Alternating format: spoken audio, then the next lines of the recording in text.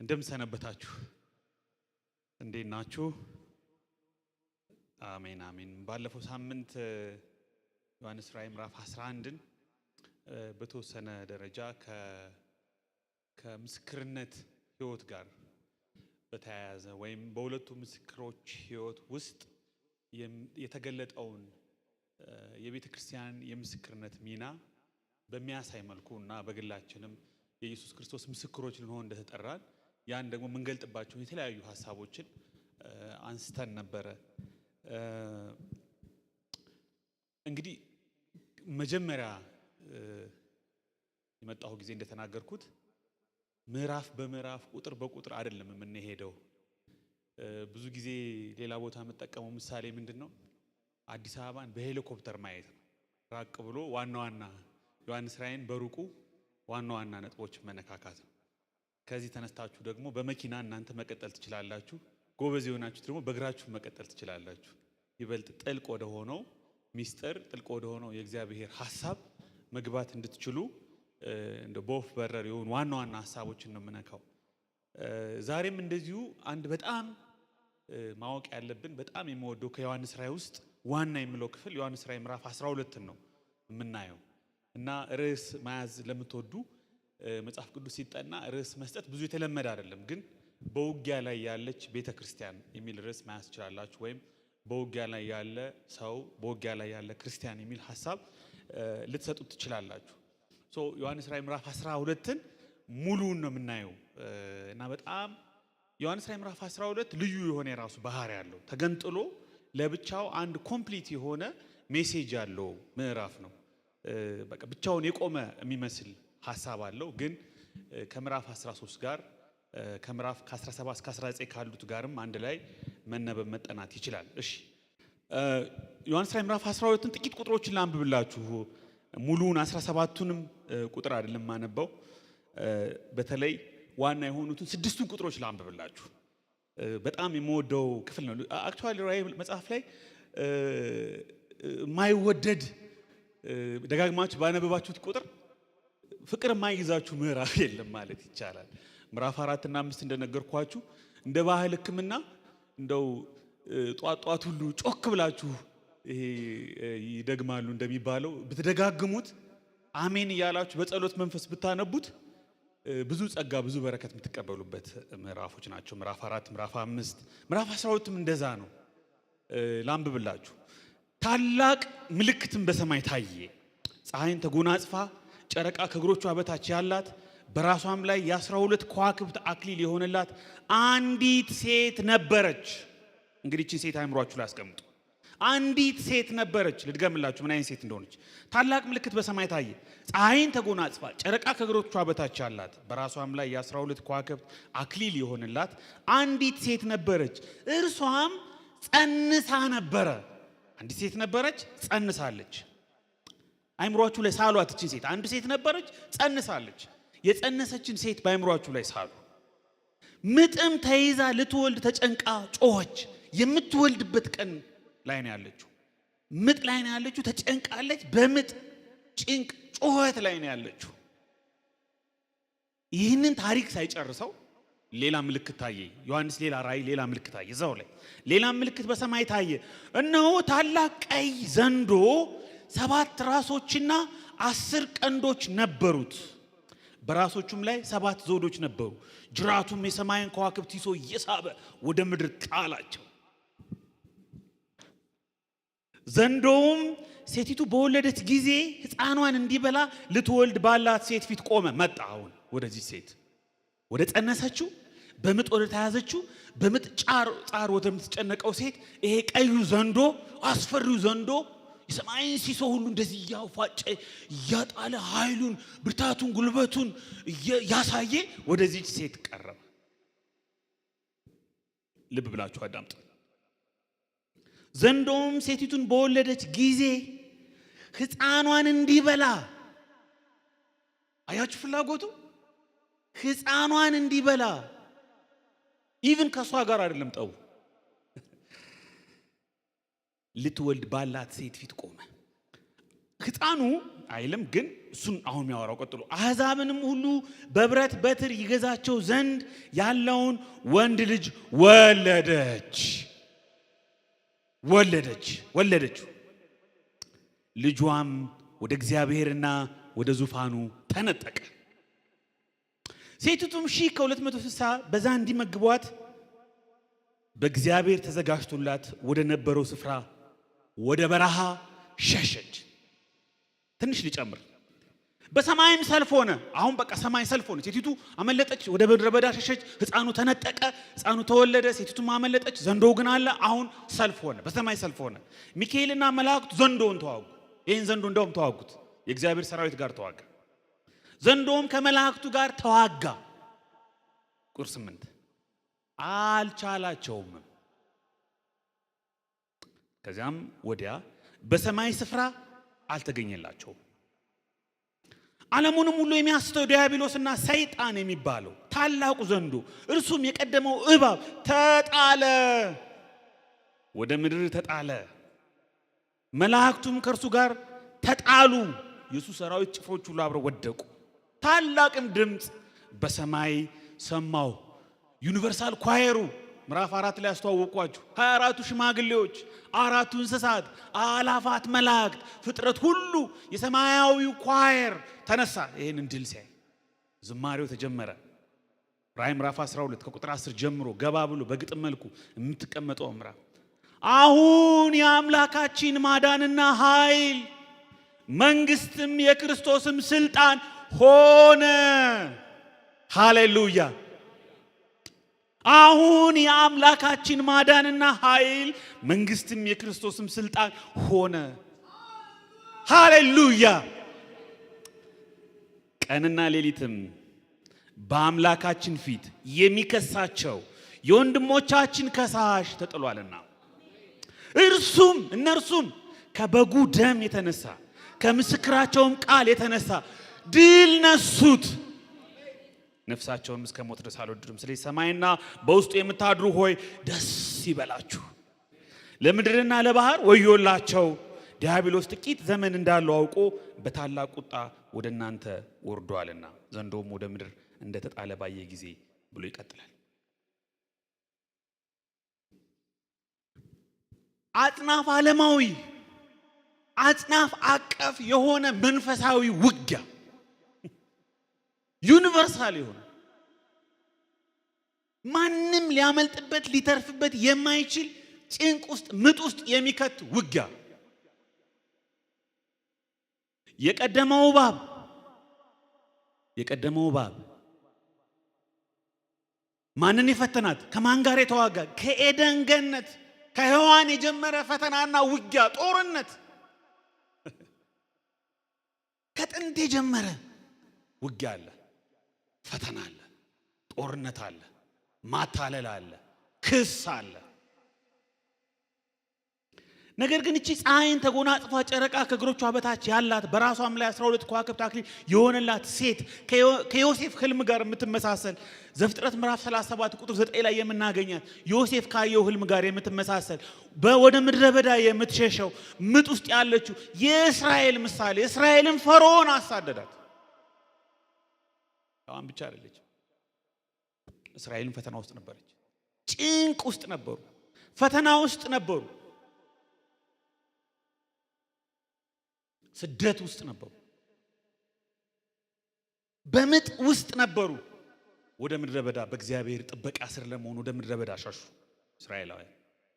ያ ምሳሌ እዚህ ጋር ይንጸባረቃል። የሔዋን ምሳሌ እዚህ ጋር ይንጸባረቃል። የሚገርማችሁ ቁጥር 16 ላይ ዘንዶ ሴቲቱ በወንዝ እንድትወሰድ ሊያደርግ ወንዝ የሚያህል ውሃ ካፉ በስተኋላዋ አፈሰሰ ይላል። በውሃ ሁሉ ሊያጠፋት ልክ ቀይ ባህር ፊት ለፊታቸው ላይ እንደተደቀነው ሁሉ በእስራኤላውያን ሴቲቱን ሊያጠፋት ከኋላዋ ትልቅ ውሃ ለቀቀባት። ግን ምን ይላል? ምድሪቱም ሴቲቱን ረዳቻት። እንዴት? ምድሪቱም አፏን ከፍታ ዘንዶ ካፉ ያፈሰውን ወንዝ ዋጠችው። ቀይ ባህር ደረቀ። የእግዚአብሔር ሕዝብ እንደተሻገረው ሁሉ ምድር ደግሞ ይህንን ነገር አደረገች።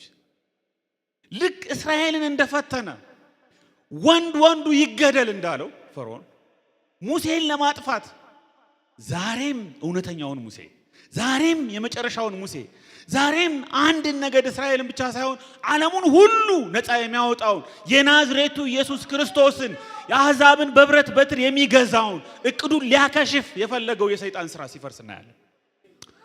ሃሌሉያ! የሚገርም ምዕራፍ ነው። ሴቶችን ሁሉ ወንዶችን ሁሉ ለመግደል ሚድዋይፍሪዎችን አዋላጆችን ግደሉ ባህር ላይ ጣሉ ሲል እንደነበረው እንደ ፈርዖን ይህ ቀዩ ዘንዶ በሴቲቱ ፊት ቆመ። የእግዚአብሔር ማዳን እንዳይገለጥ ቤዞት እንዳይሆን ድነት እንዳይሆን መውጣት ዘጻት እንዳይሆን አዲሱ ሙሴ እንዳይገለጥ እውነተኛው ዘጻት የመጨረሻው ዘጻት የዓለም ሕዝብ ሁሉ እንዳይገጥመው ይህንን የቤዞት ታሪክ ይህን የድነት ታሪክ ኃይሉን ብርታቱን ጉልበቱን የምድርን የሰማይን ሲሶ ያራገፈ እየጨፈረ እንደ ማፊያ አለቃ ተገለጠ። ግን ምን ቢፎክር ጠላቴ የሆነ መዝሙር አለ ቢፎከራው ሽለላው የጠላቴ ወሬ ምናምን እዚህ ጋር የሰማይን ከዋክብት ሲሶ እየሳበ ወደ ምድር ጣላቸው ይላል። የሚያሸንፍ ነው የሚመስለው፣ የሚቆጣጠር ነው የሚመስለው፣ የሚጥል ነው የሚመስለው፣ መንገድ የሚዘጋ የድነትን በር የሚዘጋ ነው የሚመስለው። ልክ እንደ ሄሮድስ ማርያምን እንዳሳደዳት ሸሸች ይላል። ሕፃኑን እንደፈለገው ወደ ግብጽ እንደሸሸች ሸሸች ይላል። ሴት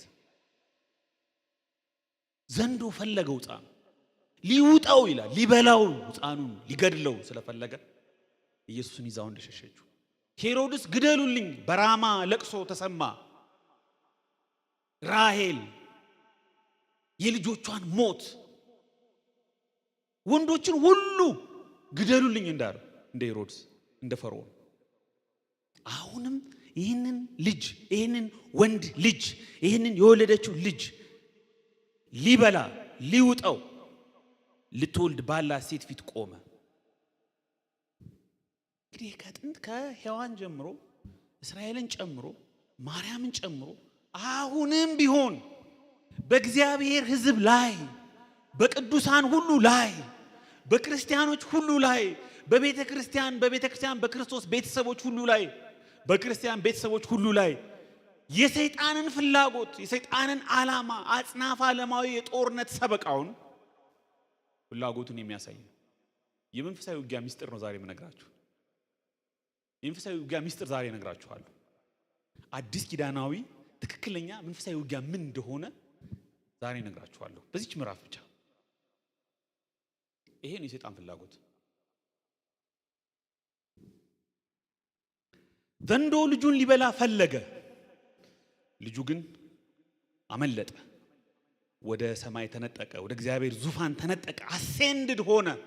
ትንሣኤውን ሊያሳይ ይችላል፣ እርገቱን ሊያሳይ ይችላል፣ በእግዚአብሔር ዘንድ መከበሩን ሊያሳይ ይችላል፣ ስልጣንን፣ ኃይልን፣ ተአምራትን መሞላቱን ሊያሳይ ይችላል። ሊገኝ አልቻለም።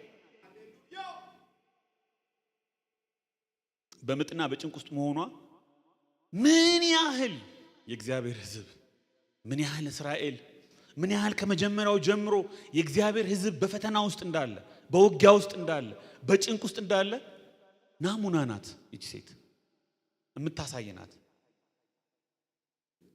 በኋላ መሰረታዊ ነጥቦች እነግራችኋለሁ።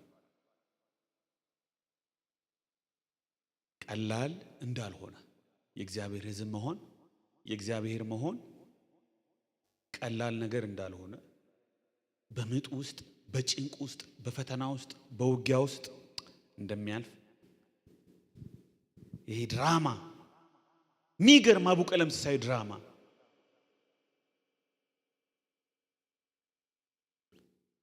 እባቡ ሔዋንን ያስታውሳል። በግብጽ የሚኖሩ እስራኤላውያንን ያስታውሳል። ምናልባት ማርያምና ኢየሱስን ያስታውሳል። ምናልባት ሌሎች ብዙ ታሪኮችን መጽሐፍ ቅዱሳዊ የሆኑ ከመጽሐፍ ቅዱስ ውጭ ያሉ በርካታ ታሪኮችንም ሊያስታውስ ይችላል። ነገር ግን ምን ሆነ? በሰማይ ሰልፍ ሆነ። በጣም ደስ የሚለው ፓርቲ ነው። በሰማይ ሰልፍ ሆነ። አሁን ይህንን ኃይለኛ በትምህርተ ጥቅስ ውስጥ ጉልበተኛ እግዚአብሔር በክርስቶስ ኢየሱስ ከሰራዊቱ ጋር ተዋጋው። መንፈሳዊ ጦርነቱ ተካሄደ። ታላቁ መንፈሳዊ ውጊያ፣ የመጨረሻው ውጊያ። ከዛ በኋላ የሚመጡ ውጊያዎች ሁሉ መሰረቱ ምንጩ የሆነው ወይም ትልቁ ጦርነት በሰማይ ተከናወነ። ከዛስ ዘንዶ ተጣለ። ዘንዶ ተሸነፈ። ሰይጣን ተሸነፈ። ዲያብሎስ የቀደመው እባብ ተጣለ። መላእክቱ ከእርሱ ጋር አጫፋሪዎች ሁሉ ተጣሉ፣ ወደቁ። አያችሁ። ስለዚህ ጦርነቱ ተጠናቋል። በተጠናቀቀ ጦርነት በተሸነፈ ጠላት ውስጥ ነው ያለው። ነገር ግን የሆኑ መሳሪያዎች እጁ ላይ አሉ። በኋላ ነግራችኋለሁ። ጦርነቱ ተሸንፏል። ክርስቶስ በቤዞቱ በሞቱ በመስቀሉ በደሙ ቅዱሳን በምስክራቸው በክርስቶስ ደም ድል ሊነሱት የሚችሉበት ታላቁ መንፈሳዊ ውጊያ በክርስቶስ አሸናፊነት ተጠናቋል። የቀረ ጦርነት የለም። የቀረ ውጊያ የለም። እኛ የምናሸንፈው ውጊያ የለም። ይሄ የክርስትና መሰረታዊ ትምህርት ነው። አዲስ ጦርነት የለም። አዲስ ውጊያ የለም። አዲስ የውጊያ መሳሪያ የለም። አዲስ ቤዞት የለም። እንደገና ክርስቶስ አይሞትም። ሰይጣን ተሸንፏል። ግብረ አበሮቹ ተሸንፈዋል። መሳሪያውን ተነጥቋል። አለቅነቱን ሁሉ ተገፏል። ማዕረጉን ሁሉ ተገፏል። ተዋርዷል። በሞት ላይ ስልጣን ያለው ዲያብሎስ ዕብራውያን ምዕራፍ 2 ቁጥር 14 ላይ እንዲሽር በሞቱ እንዲሽር ክርስቶስ ኢየሱስ ስጋንና ደምን እንደ ወንድሞቹ እንደኛ ሊካፈል ተገባው ፈለገ። ታላቁን መንፈሳዊ ጦርነት ኢየሱስ ክርስቶስ አሸንፎታል። ሰይጣን ተሸንፏል። ሃሌሉያ።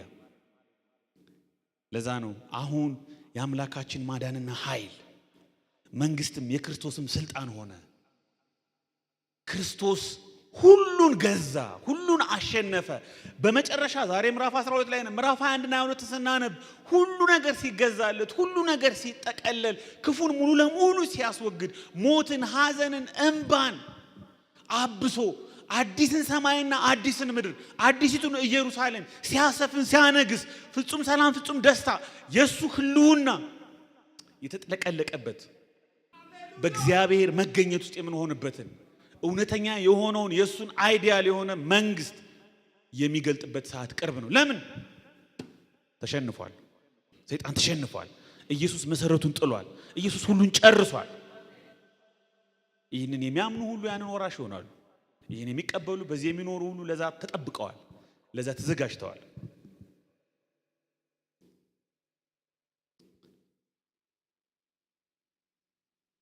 ኢየሱስ የመጨረሻውን ድነት የመጨረሻውን ዘጻት በክፉና በመልካም በሰይጣንና በእግዚአብሔር ሕዝብ መካከል ያለውን ታላቁን ውጊያ በቤዞቱ ሥራ ድል የነሳ በመስቀሉ ያሸነፈ ሁሉን አቀፍ የሆነውን የታወጀ መንፈሳዊ ጦርነት የተበቀለ ድል የነሳ የመንፈሳዊ ውጊያ ሞዴልን የጣለ ግን እኛ ሁሉ እንደ ቤተ ክርስቲያን ድል ነሱት ምትል ቃል አለች ቁጥር 11 ላይ እነርሱም ከበጉ ድል የተነሳ ከምስክራቸውም ቃል የተነሳ ድል ነሱት። እንደ አብሮ ተዋጊዎች በክርስቶስ ሥራ ተመስርተን በደሙ በምስክርነቱ በቃሉ በሕይወታችን ሁሉ ይህንን ኢየሱስ አንዴ ያሸነፈውን ውጊያና ጦርነት ተገብሯዊ የምናደርግ ሪያላይዝ የምናደርግ እውን የምናደርግ በሕይወታችንና በአገልግሎታችን የምንገልጥ እንድንሆን እንደ አብሮ ተዋጊዎች ተጠርተናል። ያንን ድል እንገልጠዋለን። ያንን ኢየሱስ በመስቀል ላይ ሰይጣን ራቁቱን ያስቀረበትን ኃይሉን ማዕረጉን የገፈፈበትን የታላቁን መንፈሳዊ ውጊያ የሰይጣንን ሽንፈት የመንግስቱን የሰራዊቱን መፈረካከስ እኛ በሕይወታችንና በአገልግሎታችን እንድንገልጠው እንደ አብሮ ተዋጊዎች በዚህ መንፈሳዊ ውጊያ እንድንሳተፍ ተጠርተናል። ለምን? ከዚህ ደም የተነሳ ከምስክራቸው ቃል የተነሳ ድል ነሱት ይላል። ዛሬ በድፍረት በሰይጣን ፊት በድፍረት በክፉ ሰዎች ፊት በድፍረት በክፉ መንግስት ውስጥ እንደ ሁለቱ ምስክሮች ልንቆም የምንችልበት የመንፈሳዊ ውጊያ ወረት የመንፈሳዊ ውጊያ የድሉ ካፒታል እጃችን ላይ አለ። ከኛ አይደለም፣ ከኃይላችን ከብርታታችን አይደለም፣ ከብቃታችን ከጉልበታችን አይደለም። ኢየሱስ እዚህ ምዕራፍ 12 ላይ እንዳነበብ ነው ለአንዴና ለመጨረሻ ድል ከመንሳቱ የተነሳ ነው። ሃሌሉያ! ክርስቲያን ዋስትና አለው። ክርስቲያን መሰረት አለው። ክርስቲያን መብት አለው። ክርስቲያን ተስፋ አለው። ክርስቲያን ኃይል አለው። ለምን? ኢየሱስ ክርስቶስ ሰርቶታል። ኢየሱስ ክርስቶስ ጨርሶታል። ኢየሱስ ድል ነስቷል። በዚህ መሰረት ላይ ነው መንፈሳዊ ውጊያ የምንዋጋው። ግን አሁንም በቤተ ክርስቲያን ላይ ጥፋት እንደታወጀ ነው። አሁንም በክርስቲያኖች ላይ ብዙ መከራ አለ፣ ብዙ ፈተና አለ፣ ብዙ ውጊያ አለ፣ ብዙ ማታለል አለ። ለምን? አንዳንድ ነገሮችን እናንሳ።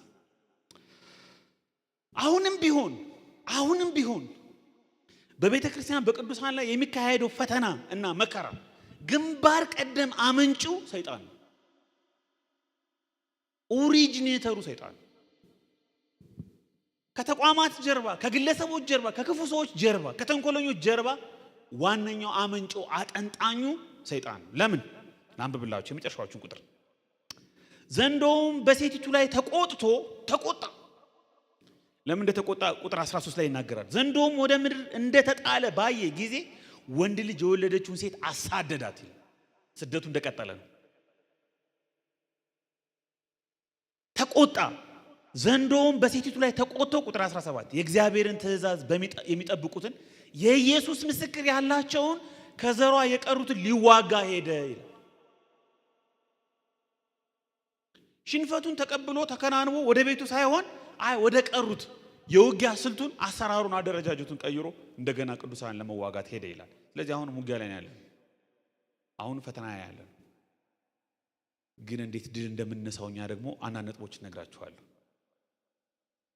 ስለዚህ አሁንም በክፉ ሰዎች ጀርባ፣ በክፉ ተቋማት ጀርባ ባለፈው እንደዘረዘርኩላችሁ በርካታ ተቋማት የባቢሎን የሆነ የአውሬው ኪንግደም ኢፍትሃዊነትን፣ አመፅን፣ ሮምን ጨምሮ ክርስቲያኖችን የሚያሳድዱ የተለያየ ፈተና፣ የጣዖት አምልኮን የሚያራምዱ ጣዖት ካላመለካችሁ ያሉ የሚያስጨንቋቸው የክርስቶስን ስም መጥራት ነውር እንዲሆን ምክንያት የሆኑባቸው ነገስታት ሁሉ ከጀርባ ሆኖ የሚያሽከረክራቸው ይሄ ቀዩ ዘንዶ ነው የሚለው ዮሐንስ ራእይ። ከተቋማት ጀርባ፣ ከክፉ መንግስታት ጀርባ፣ ከክፉ ሰዎች ጀርባ ያለው ይሄ ነው። ኮስሞሱን አጽናፍ ዓለሙን የተቆጣጠረውና ሞትን ያወጀው፣ ጥፋትን ያወጀው፣ ፈተናንና መከራን ያወጀው አመንጩ ሰይጣን ነው። ግራንድ ኢኒሺየተሩ ሰይጣን ነው። ሰይጣን ከሰራዊቱና ከግብረ አበሮቹ ጋር በመቀናጀት አሁንም ቢሆን በአማኞች ላይ የማያቋርጥና ስልተ ብዙ የሆነ ሰልፍ ውጊያ ይከፍታል። እንዳትዘናጉ ወገኖች። የማያቋርጥ መልከ ብዙ ስልተ ብዙ የሆኑ ውጊያዎችን፣ ሰልፎችን በክርስቲያኖች ላይ ይከፍታል። ለምን? ከክርስቶስ ድል በኋላ የተቆጣና ለበቀል የወጣ ይመስላል። ሰይጣን በውሸት ስላሴያዊ ጥምረት ራዕይ ምዕራፍ 13 ቁጥር 1 ከባህር የሚወጣ አውሬ፣ ራዕይ ምዕራፍ 13 ቁጥር 11 ከየብስ የሚወጣ አውሬ፣ ሁለት አጋሮችን ፓርትነሮችን አዘጋጅቶ የዓለምን ፖለቲካ፣ የዓለምን ኢኮኖሚ፣ የዓለምን ሶሻል ሲስተም፣ አይዲዮሎጂውን፣ ርዕዮተ ዓለሞችን ሁሉ በመቆጣጠር ቤተክርስቲያን ይዋጋታል። ፈተና ያመጣባታል፣ መከራ ያመጣባታል፣ ስደት ያመጣባታል። አይዲዮሎጂ ይቀይራል፣ ፍልስፍና ያመጣል። ፋሽዝም ሊሆን ይችላል፣ ናዚ ሊሆን ይችላል፣ አሁን ደግሞ ሊበራሊዝም ሊሆን ይችላል።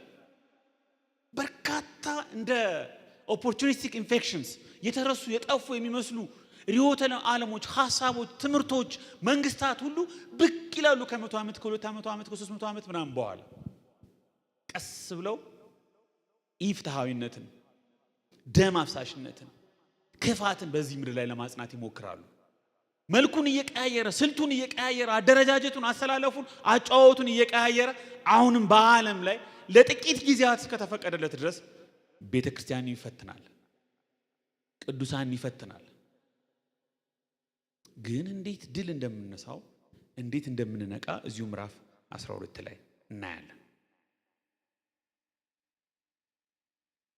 መጋደላችን ከደምና ከስጋ ጋር አይደለምና፣ መጋደል አለ ከአለቆችና ከስልጣናት ጋር፣ ከዚህም ከጨለማ ዓለም ገዢዎች ጋር፣ በሰማያዊ ስፍራ ካሉት ከክፋት መንፈሳዊ ሰራዊት ጋር ነው እንጂ በሰው ልማድ ምንም እንኳን የምንመላለስ ብንሆን እንደ ሰው ልማድ ግን ምን አንልም፣ አንዋጋም። የጦር ዕቃችን ስጋዊ አይደለምና ምሽግን ለመስበር ግን በእግዚአብሔር ፊት ብርቱ ነው።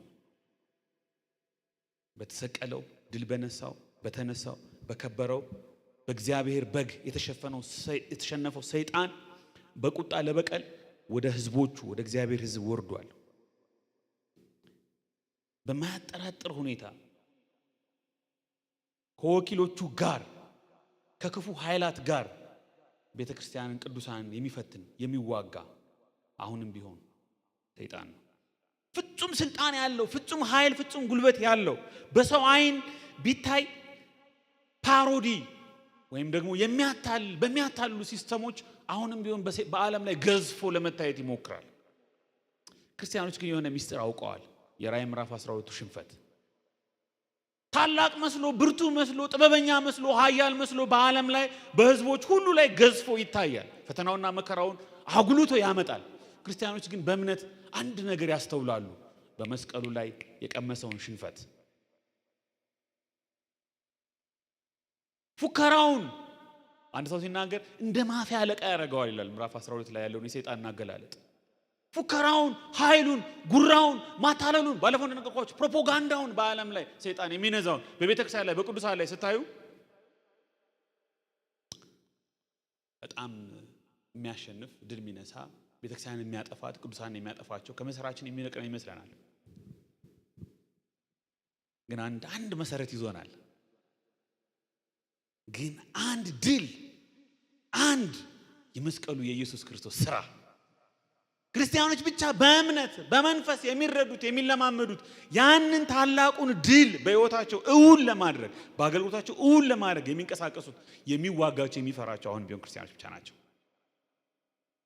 የመሲሁ ማህበረሰብ አሁንም ቢሆን በሰይጣን መካከል ያለውን ዘላቂ ባላንጣነት የሚያሳይ የእግዚአብሔርን ዕቅድ ለማጨናገፍ ሰይጣን ያለውን ያልተቋረጠ ሙከራ የሚለይ በዛ አንጻር የሚዋጋ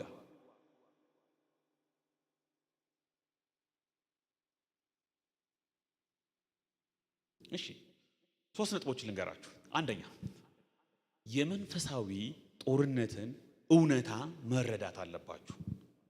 እነዚህ ነገሮች የምነግራችሁ የመንፈሳዊ ውጊያን የመንፈሳዊ ጦርነትን እውነታዎች ሪያሊቲ መረዳት አለብን። ምን ማለት ነው?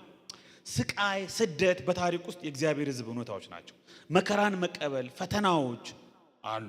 ልክ ነገር ግን እንዳስጨነቋቸው መጠን በዙ እንደሚለው ማስጨነቆች ፈተናዎች ነገር ግን በሰዓት ምንም ቢፈተን ከሚጠፋው ወርቅ ይልቅ አብልጦ የሚከብር የተፈተነ እምነታችሁ እንደሚል ለመልካም ማስጨነቁ በበዛ ቁጥር እንደበዙ ፈተናውን በበዛ ቁጥር ይህ እምነት እንደወርቅ እንደተፈተነ እግዚአብሔር እስከፈቀደለት ሊሚትድ ታይም ድረስ ሰይጣን እኛን ሊፈትነን ሊዋጋን በእግዚአብሔር ተፈቅዶለታል።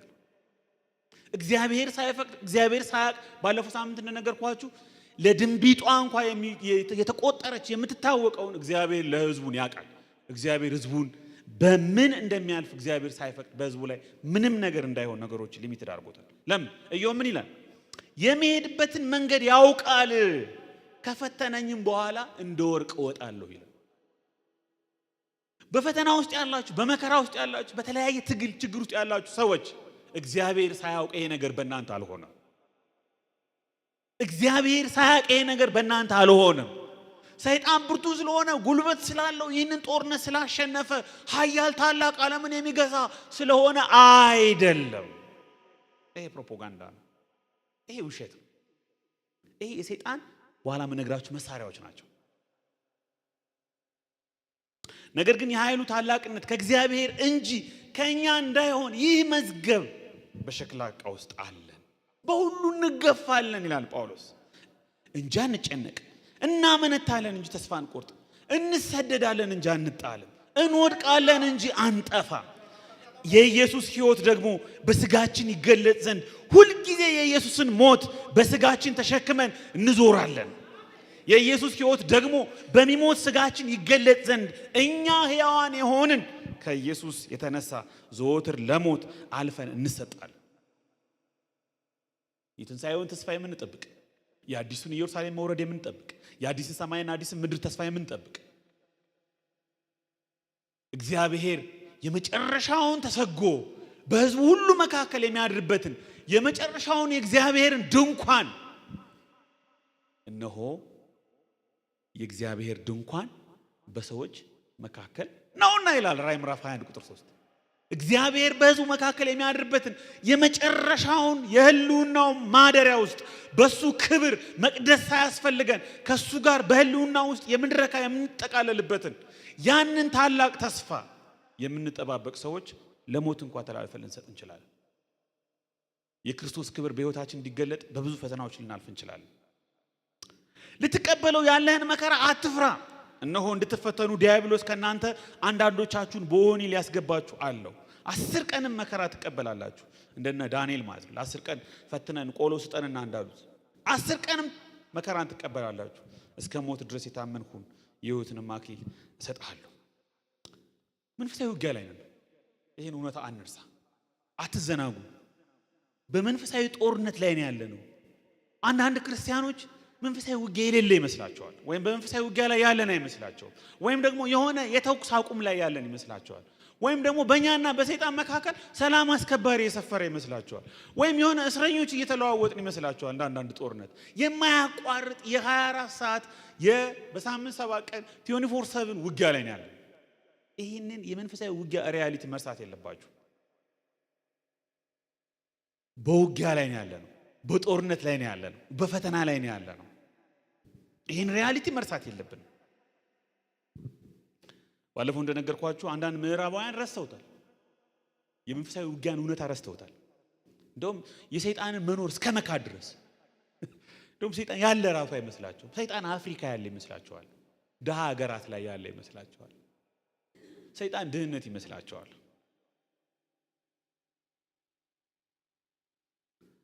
በአፍሪካ ደግሞ ሁሉም ነገር በጣም ማመናፍሰ ነው። ከጥንቆላ ጋር ሁሉም ነገር አያይዘ ነው። ይሄን ነገር ሴስ ሉዊስ ሲባል አንድ በጣም ወደው ክርስቲያን ፍልስፍና two equal and opposite errors ይላል። ሁለት እኩል የሆኑ ተቃራኒ ስህተቶች ናቸው ይላል። የነዛም መካድ የአፍሪካውያንም ደግሞ ሁሉ ነገር ወደ ጥንቆላ መውሰድ ሁለት እኩል የሆነ ስህተት ነው ይላል። ባላንስ ያስፈልጋል። ዲስቢሊፍ አለማመንም አያስፈልግም። ኤክሰሲቭ የሆነ የሰይጣን ኢንተረስትም አያስፈልግም። ሰው መንፈሳዊ የሚሆነው ውጊያ ላይ ብቻ እንደ መሆን እንደሌለበት ልክ አሁን እስኪ ሰይጣን እንገስጻለን ስንል እንደምንበረታታው ብቻ ሳይሆን በምስጋናም ሰዓት በዝማሬም ሰዓት መበረታታት አለብን። እና አንድ ጊዜ እንደዚህ አይነት ትራዲሽን አለ።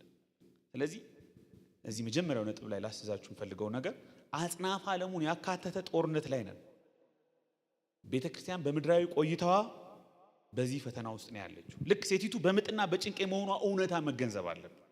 የእግዚአብሔር ሕዝብ ለመከራ፣ ለመታለል፣ ለብክለት የተጋለጠ ነው። ያለንበት ቀጠና ሰላማዊ ቀጠና አይደለም። ልጅ ዝም ብሎ አያድግም። ትዳር ዝም ብሎ አይቀጥልም። አገልግሎት ዝም ብሎ አይቀጥልም። ወጥቶ መግባት ዝም ብሎ የሚገኝ ነገር አይደለም። የሆነ ቼሪሽድ የምናደርገው የሆነ ሰይጣን ወይም ደግሞ ጠላት በቃ ፈቅዶልን ትቶን አይደለም። በውጊያ ላይ ነው ያለነው። ቢዝነስ ዝም ብሎ አይቀጥልም። ህይወት ዝም ብሎ አይቀጥልም። ፈተና ውስጥ ነው ያለነው። መንፈሳዊ ውጊያ ላይ ነው ያለነው።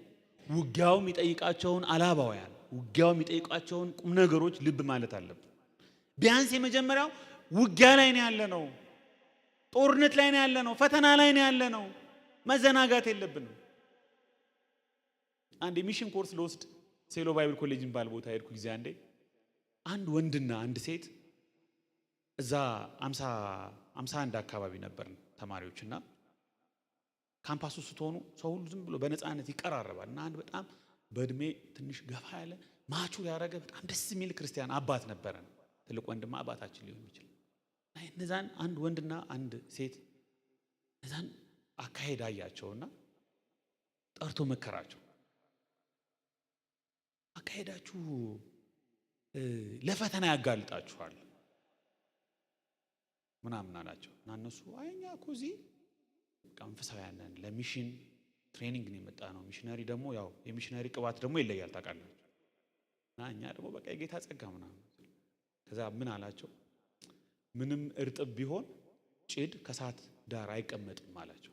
ማረሰው አንዳንድ ጊዜ እንዘናጋለን። በጣም ብርቱ በጣም ብረት ለበስ በጣም መንፈሳዊ ሁሉም ነገር የምናሸንፍ ፈተና እስኪመጣ ድረስ ራሳችንን አንጠብቅም፣ አንጠነቀቅም። አካሄዳችንን፣ ጓደኝነታችንን፣ ህብረታችንን፣ ቀልዳችንን፣ የአንደበት ንግግራችንን፣ ጨዋታችንን፣ አሳሰባችንን አንጠነቀቅም።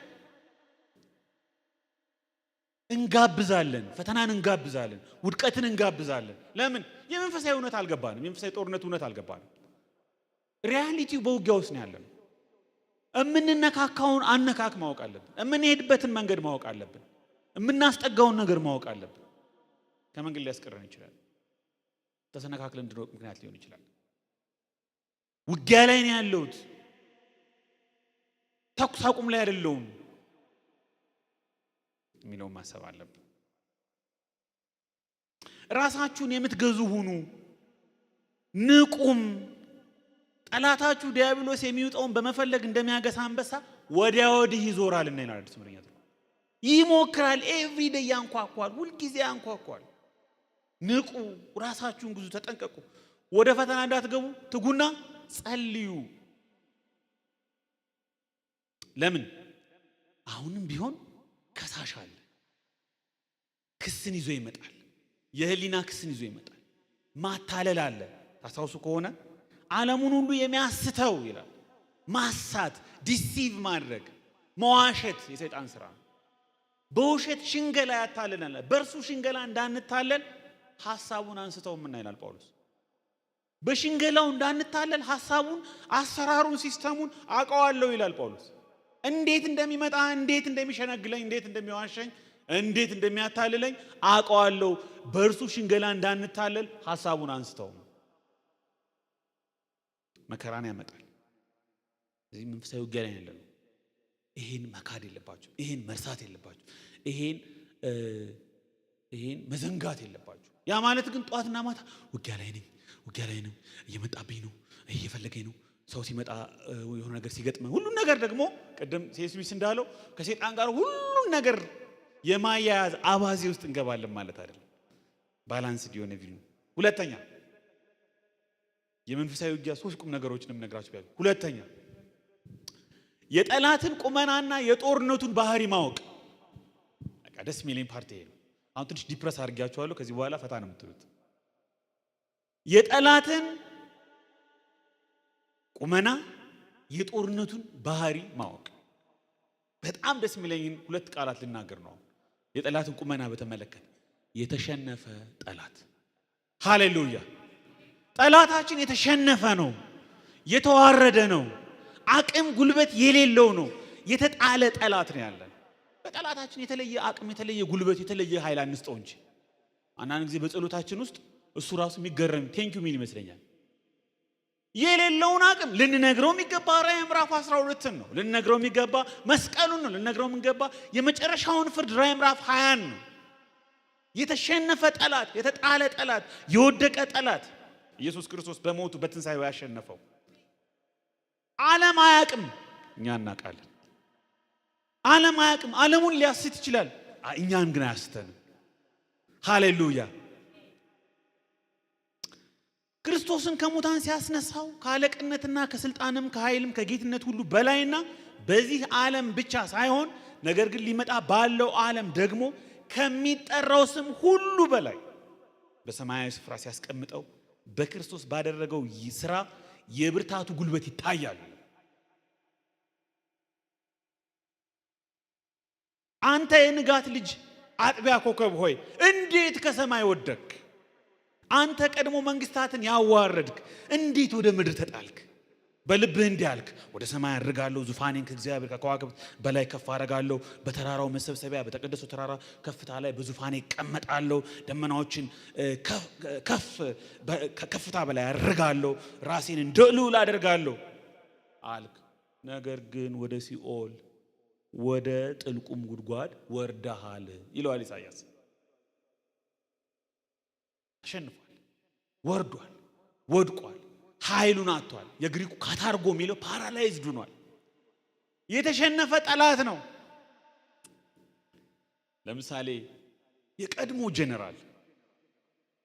ጀነራል በደርግ ጊዜ የነበረ ጀነራል እቤቱ ያለውን ዩኒፎርም ለብሶ ማዕረጉን የጀነራል ማዕረጉን ሙሉ ከነሙሉ ክብሩ ለብሶ በቤታችሁ መጥቶ አንኳኩቶ ናውጣ ለጥያቄ ትፈልጋለህ ቢላችሁ ምንድነው የምትሉት? ምሳሌ ጋችን ይሄን ነው የሚመስለው። እንዴ ካታርጎ ተደርጋል እኮ ስልጣን፣ ኃይል፣ ጉልበትን ተነጥቀሃል እኮ። አሁን የሚሰራ አክቲቭ የሆነ ፓወር የለህም። በሌላው መንግስት ተሽረሃል እኮ፣ ተሸንፈሃል እኮ፣ ተቀይረሃል እኮ። ሰይጣን አሁን በየቤቱ የሚሰራው ስራ እንደዚህ ነው። ባልነቁ የተሸነፈ የወደቀ ጠላት መሆኑን በማያውቁ ሰዎች ቤት መጥቶ ዩኒፎርሙን ለብሶ በመስቀሉ ላይ የተዋረደውን የተገፈፈውን ማዕረጉን ለብሶ ይመጣና ጉልበት እንዳለው ኃይል እንዳለው በእነሱ ላይ የበላይ እንደሆነ ሁሉን ነገር ጣፈንታቸውን የሚወስድ መስሎ ይቀርባል። ከዛ መንቀጥቀጥ እንጀምራለን። ከዛ መታለል እንጀምራለን። ከዛ መንበርከክ እንጀምራለን። ከዛ መደንገጥ እንጀምራለን። ከዛ መደናበር እንጀምራለን። እምነትን አናሳይም። እውነትን አንገልጥም። የክርስቶስን ስራ ደሙን አንጠራም። መስቀሉን አናስታውሰውም። ሁሉ ነገር ይጠፋብናል። ትክክለኛው መልስ ግን ምንድነው? ሳቅ ነው። ኢየሱስ በመስቀል ላይ ድል ነስቶሃል። አለቅነትን ማዕረግን ገፎታል። በግልጥ አዋርዶሃል። እጅህ ላይ ምንም መሳሪያ የለም፣ ኃይል የለህም፣ እኔ ምንም ልታደርገኝ አትችልም የሚል መልስ ነው። ስለዚህ የጠላታችንን ባህሪ በእኛ ላይ ሊያደርግ የሚችለው ጥቂት ነገር ካለ እንኳ እግዚአብሔር እስከፈቀደ ድረስ በእግዚአብሔር እስከተወሰነ ድረስ የተገደበ ነገር ነው። ለጊዜው ይሸሻል። ለአንዴና ለመጨረሻ ጊዜ ግን አናሸሸውም፣ ተመልሶ ይመጣል። ይሄ ሰይጣን ባህሪ ነው። ለዛ ነው ሁልጊዜ ውጊያ ላይ ሁልጊዜ ፈተና ላይ ያለን።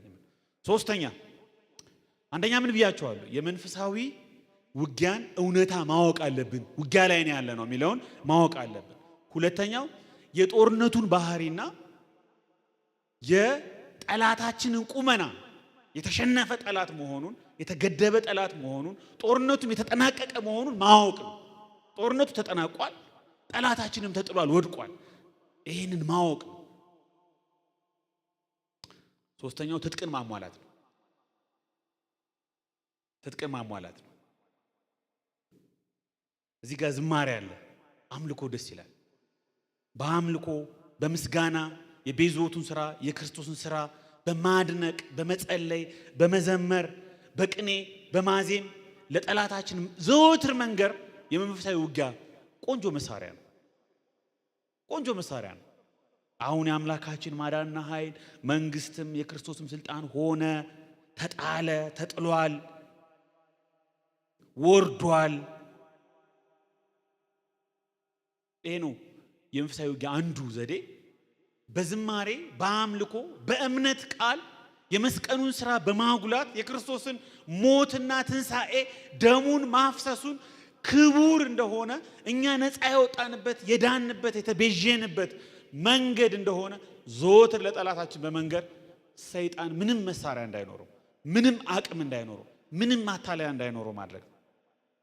ልክ እንደ ኢዮሳፍጥ የኢዮሳፍጥ ሞዴል ከህዝቡ ጋር ከተመካከረ በኋላ ከሰራዊቱ ፊት ቀድሞ በመሄድ እግዚአብሔርን አመስግኑ ፍቅሩ ለዘላለም ጸንቶ ይኖራልና እያሉ ለእግዚአብሔር የሚዘምሩና ስለ ቅድስናው ክብር የሚያወድሱ ሰዎችን መደበ ይላል።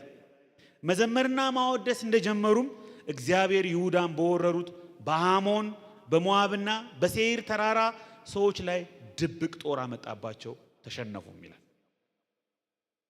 የኢያሪኮን ግንብ የጳውሎስና የሲላስን ሐዋርያት ሥራ ምዕራፍ 16 ያለውን ማስታወስ ይቻላል። መዝሙር ምዕራፍ 8 ቁጥር 3 በጣም ሁላችን የምናውቀው የምንወደው የመጽሐፍ ቅዱስ ክፍል አለ። ከልጆችና ጡት ከሚጠቡ ሕፃናት አፍ ምስጋናን አዘጋጀ፣ ከጠላትህ የተነሳ ባላንጣንና ቂመኛን ጸጥ ታሰኝ ዘንድ ይላል። ባላንጣን ቂመኛን ጠላትን ጸጥ ታሰኝ ዘንድ ከልጆችና ጡት ከሚጠቡ ሕፃናት አፍ ምስጋናን አዘጋጀ። በምስጋና ድል ይገኛል። በዝማሬ ድል ይገኛል። ጠላት ድል ይነሳል። ጠላት ቦታውን ስፍራውን ያውቃል። የመንፈሳዊውን ባህሪ የውጊያውን ባህሪ ልኩን ያውቃል። በእርሱ ሽንገላ እንዳንታለል ሐሳቡን ምን አንለውም አንስተው። ለኛ ቤዛ ይሆን ዘንድ ክርስቶስ ያፈሰሰው ደም ሰይጣንን ትጥቅ የሚያስፈታ ከቅዱሳን በውጊያ ወቅት ስልጣን የሚሰጥ አቅም የሚሰጥ የተጠናቀቀውን የክርስቶስን የመስቀሉን ሥራ የሚያስታውስ ክሱን ጸጥ የሚያሰኝ መሳሪያ ነው። ጸጥ ከማለቱ አማራጭ የለውም። ሲቃወመንና ሲጻረረን የነበረውን የዕዳ ጽሕፈት ከነህጋጋቱ በመደምሰስ በመስቀል ላይ ቸንክሮ ከመንገድ አስወገደው። አለቆችና የባለስልጣናትን ማዕረግ በመግፈፍ በመስቀሉ ድል ነስቶ በአደባባይ ያዞራቸው እንዲታዩ አደረገ። ቆላሲስ ምዕራፍ 2 ቁጥር 14፣ ዕብራውያን ምዕራፍ 9 ቁጥር 14 በዘላለም መንፈስ አማካኝነት ራሱን ነውር አልባ መስዋዕት አድርጎ ለእግዚአብሔር ያቀረበው የክርስቶስ ደም ሕያው እግዚአብሔርን እንድናመልክ ሕሊናችንን ከሙት ሥራ እንዴት ይበልጥ ያነጻ ይሆን? አሁንም ቢሆን ደሙ፣ አሁንም ቢሆን የመስቀሉ ሥራ ከክስ ነፃ እንሆን ዘንድ የልጁ የኢየሱስ ክርስቶስ ደም ከኃጢአት ያነጻናል፣ ነፃ ያወጣናል። ሰይጣን እኛን የሚከስበት መሳሪያ የለም። የደም አቅርቦታል። ሰይጣን ማዕረጉን ተገፏል። በሞቱ ኢየሱስ ክርስቶስ በሞት ላይ ስልጣን ያለውን ዲያብሎስን ሽሮታል። ምንም ማድረግ አይችልም። አሁንም ደሙ ሕያው ነው። አሁንም ሞቱ ሕያው ነው፣ ይሰራል። አሁንም ትንሣኤው ሕያው ነው፣ ይሰራል። የኛ ኢየሱስ አማላጅ ነው፣ ሕያው አማላጅ ነው የምንልበት ምክንያት አሁንም የኢየሱስ ክርስቶስ ሥራ አክቲቭሊ ስለሚያስፈልገን ነው። ሞት እንደከለከላቸው እንደ ብሉይ ኪዳን ነቢያት የተቋረጠ የምልጃ አገልግሎት አይደለም የኢየሱስ አገልግሎት። የማያቋርጥ የደሙ ሥራ፣ የደሙ ኃይል፣ የሞቱ ኃይል፣ የትንሣኤው ኃይል አሁንም ይሰራል። እንግዲህ ወንድሞች ሆይ በኢየሱስ ደም ወደ ቅድስተ ቅዱሳን ለመግባት ድፍረትን አግኝተናል። ደሙም ያላችሁበትን ቤት ለይቶ የሚያሳይ ምልክት ይሆንላችኋል። እኔ ደሙን በማየበት ጊዜ እናንተን አልፋለሁ፣ ግብፅን ስቀጣ መቅሰፍቱ አይደርስባችሁም ይላል ዘጸአት ምዕራፍ 12። ሶስቱም ነገሮች መርሳት የለብንም። ውጊያ ላይ ነን፣ ኢትስ ኦኬ። መዘናጋት የለብንም። ዝም ብሎ በቀላሉ ምንጨብጠው ምን ይዘው ነገር የለም። በፈተና ውስጥ ባደገኛ በጦርነት በውጊያ ቴሪቶሪ ውስጥ ነው ያለ ነው። እንደ እግዚአብሔር ሰራዊት እንደ አብሮ ተዋጊ ዓለሙን ሁሉ እንደገና በወንጌሉ ቃል ለመድረስ ለማዳን የሚድኑ ካሉ ከሚጠፉት መካከል እግዚአብሔር በተኩላዎች መካከል እንደ በጎች ለላከን በአደገኛ ቀጠና ላይ ያለ ነው። ኦሪጂናሊ እንደተፈጠረ የነበረ ሰላማዊ ክቡር ንጹህ የሆነ አካባቢ ላይ አይደለም ያለ ነው። በሰይጣን ምክንያት በውድቀት ምክንያት በኃጢአት ምክንያት የተበላሸ የተበከለ አስፈሪ ነገር ላይ ነው ያለ ነው። ይህን መርሳት የለብንም። ግን ሁለተኛው ነጥብ ያጽናናናል። የጦርነቱ ባህሪና የጠላት ቁመና የተሸነፈ ነው። ግን ኢየሱስ አሸንፎታል። ግን ኢየሱስ መድኃኒት ሆኗል። ግን ኢየሱስ መድኃኒትን አምጥቷል። ይህንን ጦርነት ኢየሱስ በማሸነፍ ድል የምነሳበትን መሳሪያ፣ የደሙን መሳሪያ፣ የሞቱን መሳሪያ፣ የትንሣኤውን መሳሪያ፣ የቃሉን የወንጌሉን መሳሪያ አስታጥቆናል። ጠላታችን ተጥሏል። ጦርነቱ ተጠናቋል። the big war is over። ትልቁ ጦርነት ተጠናቋል። ትንንሽ ውጊያዎች በየሰፈሩ ይኖራሉ። ይሄው ድል የምነሳበት መሳሪያ ተነግሮናል። ግን እንደው ጀሌያችንን ሳንታጠቅ ዝም ብለን በትልቅ ጦርነት ውስጥ ደግሞ ብቻችንን ልክ አሁን ትልልቅ ጦርነቶች ይካሄዳሉ። በትልልቅ ጦርነቶች መካከል አንድ ያልታጠቀ ያልሰለጠነ ያልተዘጋጀ ወታደር ዝም ብሎ ሱፉን ለብሶ ጦርነት መሃል እጁን በኪሱ ከቶ ወክ ሊያደርግ ይችላል? እንደዚህ አይነት መንፈሳዊ ውጊያ አለ? ደግሞስ አንድ ወታደር ብቻውን ትልቅ አርሚ ጋር ይሄዳል? መንፈሳዊ ጦርነት ትጥቅ ይፈልጋል። መንፈሳዊ ጦርነት ኮርፖሬት መሆን አለበት። በጋራ ነው። እንደ ቤተ ክርስቲያን ነው። ከቅዱሳን ሁሉ ጋራ በተናጠል አንድ ሰው ብቻውን የሚሆነው አይደለም። ከቅዱሳን ጋር አብሮ ብረት ማድረግ፣ ከቅዱሳን ጋር አብሮ መጸለይ፣ ኮርፖሬት የሆነ ማይንድ ሴት ይፈልጋል። ለዛ ነው ኤፌሶን ምዕራፍ 6 ቁጥር 10 እንግዲህ በቀረውስ በጌታና በኃይሉ ችሎት የበረታህ ሁን ሳይሆን የበረታችሁ ሁኑ። አብዛኛው የአዲስ ኪዳን መንፈሳዊ ውጊያ ጋር የተያዙ ነገሮች ኮርፖሬት ናቸው። ለምን? አሁን እዚህ ራዕይ ምዕራፍ 12 የመጨረሻው ቁጥር እንዲህ ይላል፣ የኢየሱስ ምስክር ያላቸውን ከዞሯ የቀሩትን ሊዋጋ ሄደ። ብዙ ነው። አያችሁ የኢየሱስ ምስክር ያላቸውን ከዘሯ የቀሩትን ሊዋጋቸው ሄደ። አሁን ሰይጣን የሚዋጋን ኮርፖሬትሊ ነው። ጸጋዎችን ሁሉ አቅርቦቶችን ሁሉ በጋራ በመጠቀም በጋራ በመሆን አንድ መጽሔት ከብዙ ዓመታት በፊት ያነበብኩት መጽሔት ትዝ አለኝ። አንበሶች እንዴት እንደሚያድኑ እና የሚታደኑ እንስሳት ካሉበት ትንሽ ራቅ ያለ ቦታ ላይ የንፋሱን አቅጣጫ ተከትለው ይሰፍራሉ አሉ አንበሳዎች። ንፋሱ ወደዚህ የሚነፍስ ከሆነ እነሱ ከንፋሱ አቅጣጫ በተቃራኒ ይቆማሉ።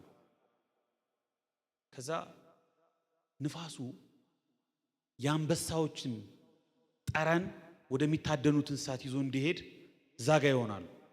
ነገር ግን ያንግ የሆኑ ሴቶች የሆኑ ፈጣን ጎበዝ የሆኑ አዳኝ አንበሳዎች ከሚታደኑት እንስሳት ማዶ ደግሞ በዛኛው ሳይድ ይሆናሉ። ደካማዎቹ ያረጁት መሮጥ ማይችሉት አንበሳዎች ደግሞ በንፋሱ አቅጣጫ ተቃራኒ ሆነው ጠረናቸው ወደ እነዚህ እንዲደርስ ያደርጋሉ። ከዛ ደግሞ ያረጀ የደከመ አንበሳ ደግሞ ጮክ ብሎ ይጮሃል፣ እንዲጮህ ይደረጋል። ልክ እንደ ሰው የሚያስቡ ነው የሚመስለው። እነዚህ የሚታደኑ እንስሳት ያንን ድምፅ ፈርተው ወደዛ ይሸሻሉ። ሽታው ሲመጣ ወደዛ ይሸሻሉ። ግርግር በሚፈጠርበት ጊዜ ተነጥላ የምትወጣዋን ብቻዋን የምትቀረዋን አንዷን ታዳኝ እንስሳ ትኩረት አድርገው ይከተላሉ። ናሽናል ጂኦግራፊ ላይ እንደምታዩት አንበሳዎች ሲያድኑ መጀመሪያ የሚያደርጉት ነገር መበታተን ነው። ይረብሿቸውና አንዷ አፈንግጣ እስክትወጣ ድረስ ይጠብቃሉ። አፈንግጣ ከወጣች በኋላ እሷን ይከተላሉ።